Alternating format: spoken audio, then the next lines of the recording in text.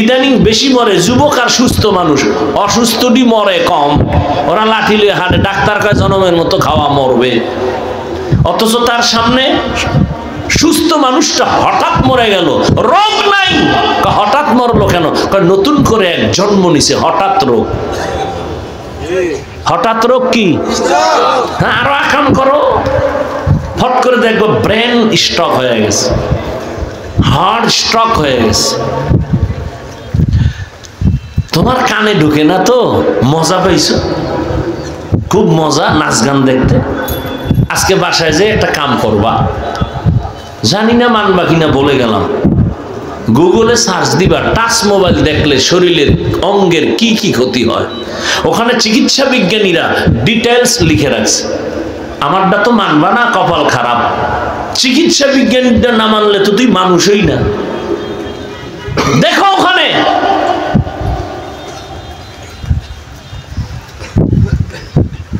আমি সারা রাত ঘুমে, মানুষের জীবনের সুস্থতার জন্য আল্লাহর দেওয়া এক মহা ঔষধ ফ্রি রাতের ঘুম। আমি ঘুমাইতে পারি না, কপাল খারাপ, তারপর শুকর আদায় করি, আল্লাহ মনে তো চাই ঘুমাইতে পারি না, তো দিনের খেদমত করে যাইতেছি, কি করার, যাইতে যাইতে ফজর। তুমি কি আকাম কইরা সারা রাতের ঘুম নষ্ট করছো বলো তো বাবা? জীবনে যদি সফল হতে চাও, চাই ডাক্তার হও, ইঞ্জিনিয়ার হও, কলামিস্ট হও, দার্শনিক হও, সফলতার জন্য দুইটা পুঁজি লাগবে। পারলে 500 টাকা খরচ করে একটা ব্যানার বানায়া ঘরে লিখে রাখবি। এই দুই পুঁজি না থাকলে আল্লাহর জাতের কসম জীবনে তোর সফল জীবনের চেহারা দেখবি না। লিখে রাখিস, 1 নাম্বার সুস্থতা, দ্বিতীয় সুন্দর চরিত্র। তোমার চরিত্র ভালো কিন্তু অসুস্থ, জীবনের সফলতা আসবে না। সুস্থ কিন্তু চরিত্র খারাপ, জীবনে কোথাও সফলতা আসবে না, জুতার বাড়ি ছাড়া। আর এই দুই পুঁজি নষ্ট করতেছে মোবাইল। চরিত্র ধ্বংস আর ঘুম মাইরা অসুস্থ হয়ে যাইতেছো। অল্প দিন পরেই বিছনায় পড়ে যাবি, হার্ট দুর্বল, কিডনি দুর্বল, ব্রেন দুর্বল। খারাপ লাগতেছে না? পাগল হয়ে গেছি আমি না মনে করতেছে, আর তোরা সব ভালো।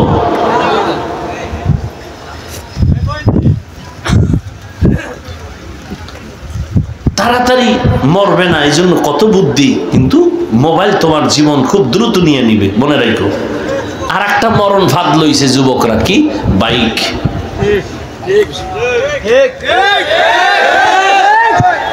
বাইকের আর এক নাম মরণ ফাঁদ। তাড়াতাড়ি মরবি না?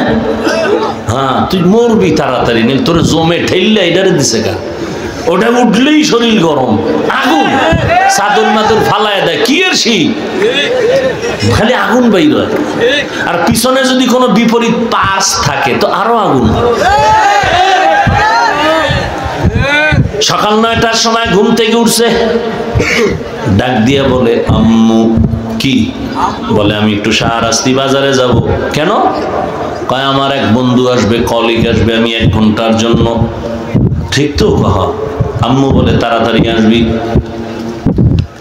বাইকটা নিয়ে এমন একটা দৌড় মারছে, 1 ঘন্টার মধ্যে আমার বাবা চলে আসবে, মায়ের কান সাজাক। 2-3 ঘন্টা হয়ে গেল, মায়ের অন্তরে একটা বাড়ি মারছে।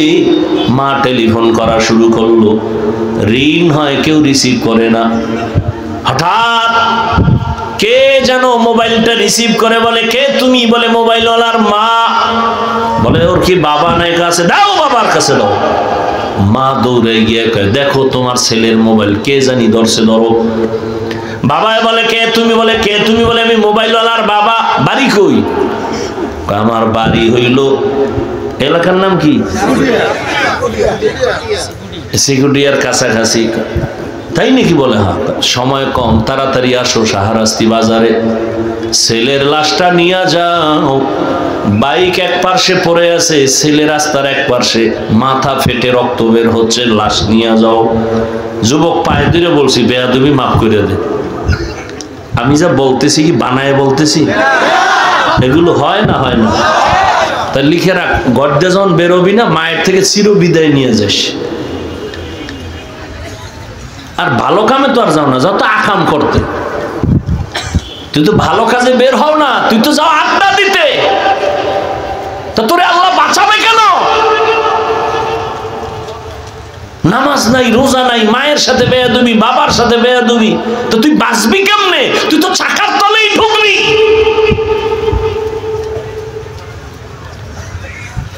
কত মাইয়ার জীবনের উপরে হামলা করেছো, আল্লাহ তোরে এমনি ছেড়ে দিবে? এত সোজা মনে করেছো? আল্লাহ হেদায়েত দান করুন, আল্লাহ হেদায়েত দান করুন, আল্লাহ হেদায়েত দান করুন। মরবি না, তোরে জবাই করবে, জবাই। কার পিছে ঘুরা দাড়ি কাটছো? ও বাবা, তুমি কার পিছনে কি পাওয়ার আশায় ঘুরা নামাজ ছাড়ছো? যার পিছনে ঘুরো, লেখ লেখ, এগুলি কলম খাতা লয়ে বইস, লেখা রাখ। যার পিছনে ঘুরে নামাজ ছাড়ছো, ও তোর কেমন দুশ্মন জানো? একটু স্বার্থে আঘাত লাগলে শুধু দল থেকে নাম কাটবে না, লিখে রাখ, কল্লা কেটে ফেলবে, মনে রাখ। সোনার বাংলার চান্দাবাজি আর ধান্দাবাজি রাজনীতি বুঝো? স্বার্থে আঘাত দিবি, দল থেকে নাম কাটবে না, কি কাটবে? কল্লা। এলো চান্দাবাজি আর ধান্দাবাজি রাজনীতির ফলাফল। হায় হায় হায় হায় হায়।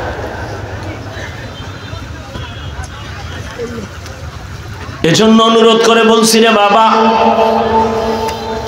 তোমার ভয় নাই। ভয় ঢুকছে মনে হয় যে হাফিজ ভাই মনে হয় আজকে তওবাই পড়ায় আমগো হুজুর বানায় দিবে।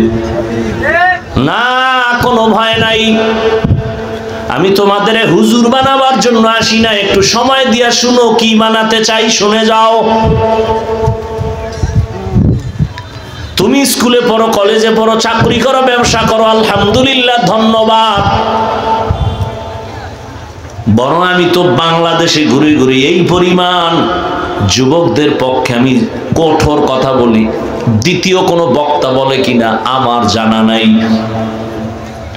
আমার অনেকে বলে হাফিজ ভাই আপনি এত বলেন কেন? আমি বলি স্কুল ছাড়বি না, কলেজ ছাড়বি না, মৃত্যু পর্যন্ত। এর কোনো বক্তা বলবে না, বরং আমাকে নিষেধ করে। আমি প্রত্যেকটা যুবকের কই, ভাই তোর মাওলানা হওয়ার দরকার নাই, দোয়া করি কলিজা দিয়া ডাক্তার হও, ইঞ্জিনিয়ার হও, প্রফেসর হও, সাংবাদিক হও, সাহিত্যিক হও, বিজ্ঞানী হও। আমি সাহস দিয়ে গেলাম, দোয়াও করে গেলাম। তবে ছোট একটা দাবি আমার আছে, সময় থাকলে পরে বলবো। আলোচনাটা নিয়ে কাছাকাছি চলে আসছি। তো রজব বড় বরকতের মাস, শাবান বরকতের মাস। রহমতের নবী বেশি বেশি রোজা রাখতেন, আমল বাড়ায় দিতেন।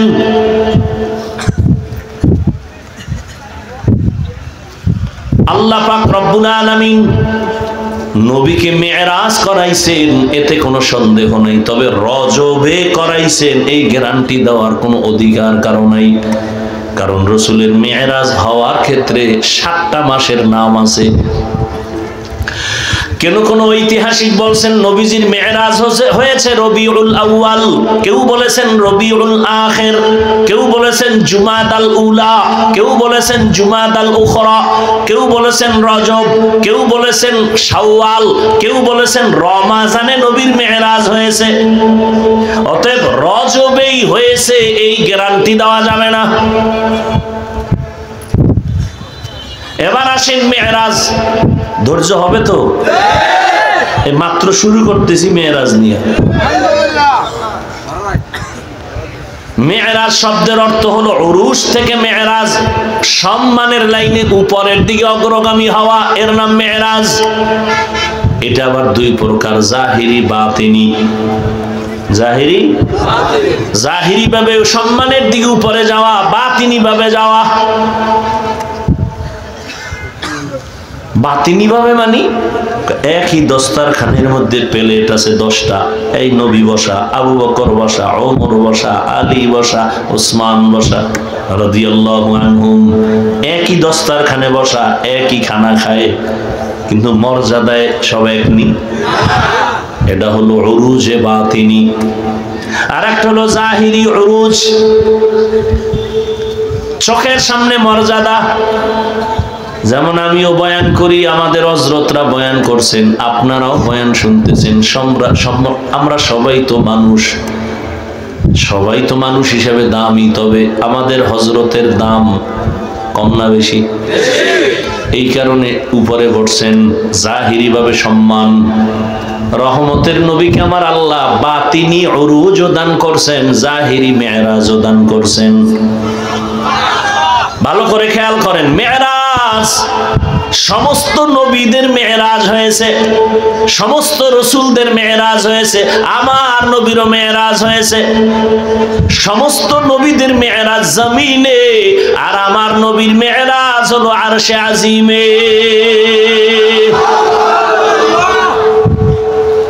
সমস্ত নবীদের মেরাজ হলো ইমতিহান, আর আমার নবীর মেরাজ হলো ইনআম। সমস্ত নবীদের মেরাজ ইমতিহান মানে পরীক্ষা, আমার নবীর মেরাজ পরীক্ষা না, পুরস্কার। সব নবীদের মেরাজ পরীক্ষা, আমার নবীর মেরাজ পুরস্কার। সমস্ত নবীদের মেয়েরাজ জমিনে হলো কেন, আর আমার নবীরটা আরশে আজিমে কেন? নবীদের নবুয়ত জমিন পর্যন্ত, আর আমার নবীরে যে নবুয়তের এরিয়া দান করছেন এটা আরশে আজিম পর্যন্ত। ওয়ার্ডের একজন মেম্বার আছে না, মেম্বারের কাম কি কয়? ওয়ার্ডে ঘুরে ঘুরে খবর লও, তোমার এরিয়া যতটুকু, এই জায়গার খবর লও, কি ভালো কি মন্দ। চেয়ারম্যান সাহেব আপনিও কি এতটুকু? কয় না, আমার এরিয়া পুরা ইউনিয়ন। কয় ঘুরো, ইউনিয়নের খবর লাও। চেয়ারম্যানের সীমানা ইউনিয়ন, এমপির সীমানা থানা, যাও পুরা থানা ঘুরো, খবর নাও। মন্ত্রীর এরিয়া পুরা দেশ, তুমি পুরা দেশে ঘুরো আর খবর নাও। সরকার বাহাদুর, পুরা দেশের জিম্মাদার, এ কারণে সরকার পুরা দেশের খবর নেয়। মেম্বার নেয়নি, নিলে মানুষ এটার খারাপ করব, তোমার ওটা কাম, ওটাতে আকাম, তুমি তোমার ওয়ার্ড নিয়ে চিন্তা করো, ঠিক না? মুসা নবীর নবুয়তের এরিয়া এতটুকু, নবী এখানেই নবুয়তের মেরাজের কাজ দায়িত্ব পালন করেন। ঈসা নবীর নবুয়তের এরিয়া যতটুকু, ততটুকুই তার মেরাজের সীমানা। আমার নবীর নবুয়তের এরিয়া শুধু জমিন না, আল্লাহ তাআলা পুরো আসমান, লৌহ কলম, আরশে আজিম পর্যন্ত দিয়েছেন। এজন্য আল্লাহ বলেন, আমি রব্বুল আলামিন, আপনাকে আমি বানাইলাম রাহমাতুল লিল আলামিন। আমি জগৎ সমূহের জন্য রব, আর আপনাকে বানাইছি জগৎ সমূহের জন্য রহমত। সমস্ত নবীদের মেরাজ হলো পরীক্ষা, আমার নবীর মেরাজ হলো কি? পুরস্কার। আরে পরীক্ষা ছাড়া কি আবার পুরস্কার পায়নি? পায়। ওরে পুরস্কার পাইলেই তো পরীক্ষা। আমার নবীর যদি পুরস্কার দেয়, নবীর পরীক্ষা কোথায়? নবীর পরীক্ষা তো সব নবীদের থেকে বেশি, সমস্ত নবী রাসূলদের থেকে অনেক বেশি। মুসা নবীর পরীক্ষা তুর পাহাড়ে চলতেছে, পরীক্ষা মেরাজ। ইউনুস নবীর মেরাজ মাছের পেটে মালিকের সাথে গোপন সম্পর্ক, সম্মানের দিকে অগ্রগামী হওয়া। ইব্রাহিম নবীর মেরাজ পরীক্ষা চলে আগুনের ভেতরে, মাওলার সাথে গোপন সম্পর্ক, উরুজ হচ্ছে, আল্লাহর কাছে মর্যাদা বাড়তেছে। ইসমাঈল নবীর পরীক্ষা ছুরির নিচে মেরাজ। জাকারিয়া আলাইহিস সালাম করাতের নিচে। এইভাবে সমস্ত নবীদেরকে পরীক্ষায় ফেলে আল্লাহ মেরাজ দিয়েছেন। আর আমার নবীর আল্লাহ পরীক্ষা করার পরে পুরস্কারের জন্য আরশে আজিমে ডাকছেন। পরীক্ষা কি? নবী দুনিয়াতে আসে একদিন আব্বা বলে ডাক দিতে পারেন না, কঠিন পরীক্ষা। রহমতের নবী এমন একটা সমাজে আসছেন, যেই সমাজের মানুষ চরিত্রহীন, লম্পট। 6 বছরে নবী মা হারায় ফেললেন, নবীর পরীক্ষা। 8 বছরে দাদা আব্দুল মুত্তালিবেরও হারায় ফেললেন, পরীক্ষা। চতুর্দিকে নবীর দুশমন। রহমত রহমতের নবীরে রাস্তায় কাটা দেয়, বাড়ি আটকায়, নবীকে মেরে ফেলবে। একদিন আর দুদিন না, নবীর দুনিয়াতে মা বাবা নাই, আল্লাহ পাক দুইটা ছায়া দিলেন দারুল আসবাব। এক নাম্বার ছায়া চাচা আবু তালেব, আর একটা ছায়া খাদিজা রাদিয়াল্লাহু আনহা। একই বছরের মধ্যে আকপিস করে দুইজন চলে গেলেন, কঠিন পরীক্ষা। আম্মা জান আয়েশা রাদিয়াল্লাহু তাআলা আনহা রহমতের নবীকে জিজ্ঞাসা করলেন, ইয়া রাসূলুল্লাহ, জীবনে আপনি অনেক কষ্ট করেছেন, তবে এমন কি কষ্ট যে বারবার আপনাকে বেশি আঘাত করে, এমন কোন কষ্টটা? রহমতের নবী কাঁদেন আর বলেন, হে আয়েশা, তায়েফের ময়দানের কষ্ট আমাকে বারবার কাঁদায় আর আঘাত করে। আমি এতিম, পায়ে হেঁটে পাথরওয়ালা জমিন পড়ি আমি তায়েফের ময়দানে গেলাম দাওয়াতের জন্য। ওই কাফের বেঈমানেরা বাচ্চাদের লেলিয়ে দিল আমাকে পাথর মারার জন্য। আমার শরীরে মশা পড়ে না, মাছি পড়ে না, আমার ঘাম থেকে মেশকের ঘেরান। কিন্তু আয়েশা জানো না, ওই কাফের সন্তানগুলো এই পরিমাণ পাথর মারলো, বৃষ্টির মতো রক্ত পরে আমার জুতা আটকায় গেছে। আমি চোখের পানি ফেলি আর কান্না করি। শুধু পাথর মারে, আর এক দল আমার চতুর্দিকে খালি লাফায় আর হাসে, তামাশা করে আর গালি দেয়। আল্লাহ বরদাস্ত করতে পারেন নাই, জিব্রাইল আমিনকে পাঠাইছেন, নবীর অর্ডার নিয়ে তায়েফের জমিন উল্টায় দাও, আমি নিষেধ করেছি।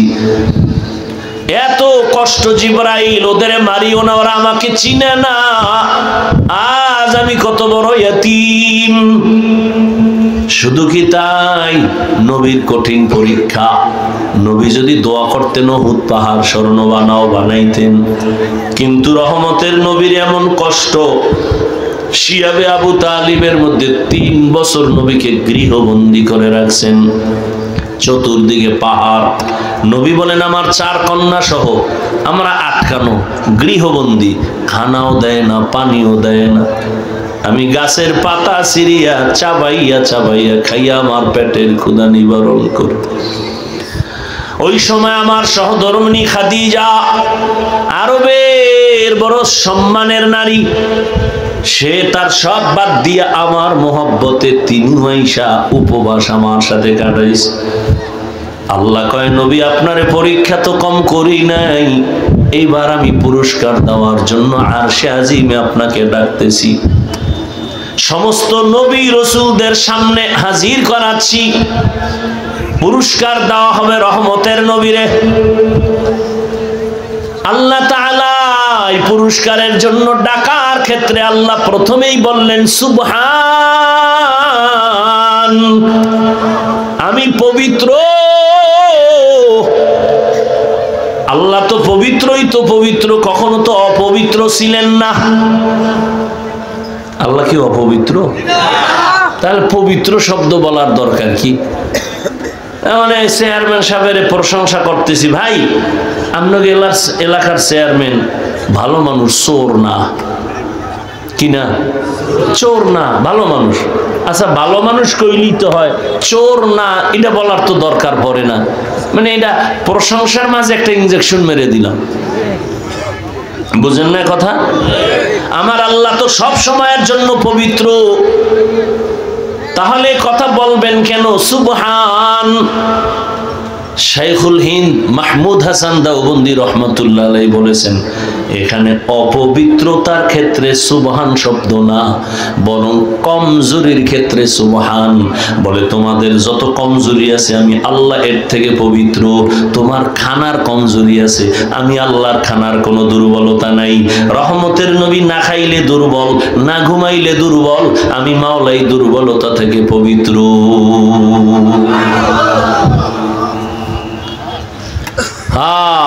শুধু তাই না, সুবহান সুবহান দিয়া একটা শব্দ আল্লাহ উম্মতের দুনিয়ার মানুষের জায়গায় মর্যাদা বাড়ানোর জন্য বলে দিছেন, ও দুনিয়ার মানুষ সুবহানের এই ওজিফাটা পড়তে থাকো। যদি তুমি পড়তেই পারো, তোমার এই ওজিফার দ্বারা তোমার জীবনটাকে আল্লাহ পবিত্র বানায় দিবেন। এই জন্য আমরা যখন নামাজে দাঁড়াইয়াই বলি সুবহানাকা আল্লাহুম্মা, বলি না সুবহান। বুখারী শরীফের মধ্যে এ নিয়ে তো উলামায়ে কেরাম শেষ দর খতমে বুখারীতে আলোচনা করেন, কালিমাতানে হাবিবাতানে ইলার রহমান খফিফাতানে আলাল লিসান সাকিলাতানে ফিল মিজান সুবহানাল্লাহি ওয়া বিহামদিহি সুবহানাল্লাহিল আযীম। বান্দা তুমি সুবহানের ওজিফা করো। নাম্বার 3, আশ্চর্য কোন বিষয় যদি আমরা শুনি বা দেখি তখন বলি কি সুবহানাল্লাহ। কি বলি? সুবহানাল্লাহ। কারো জ্যৈষ্ঠ মাস, কারো সর্বনাশ। হ্যাঁ, এক বালতি দুধের মধ্যে এক ফোঁটা নাপাক পড়লে সব কি নাপাক। ইশারায় বলে দিলাম, আর বিস্তারিত বলবো না। আমি খুব দ্রুত ইনশাআল্লাহ, আপনাদের ধৈর্য আমি নষ্ট করব না। তো সুবহান দিয়ে আল্লাহ বুঝাইলেন রহমতের নবীর এই সফরটা কত বড় আশ্চর্য ধরনের সফর। 4 নাম্বার, ও দুনিয়ার মানুষ, 1500 বছর পরে এখনো বহু বেঈমান আর নাস্তিকরা মেরাজ মানে না। বলে মোহাম্মদ অল্প টাইমে কেমনে গেলেন, আবার কেমনে আসলেন? এটা ঘুমের ঘরে হয়েছে। আল্লাহ বলেন আমি সুবহান, তোমার সব মেধার দুর্বলতা থেকে আমি আল্লাহ পবিত্র। এখানে আরেক জবাব হলো, রহমতের নবী মেরাজে যান নাই, আন নাই, আল্লাহ নিছেন। কে নিছেন? আল্লাহ নিছেন, আবার আল্লাহ পাঠায় দিছেন।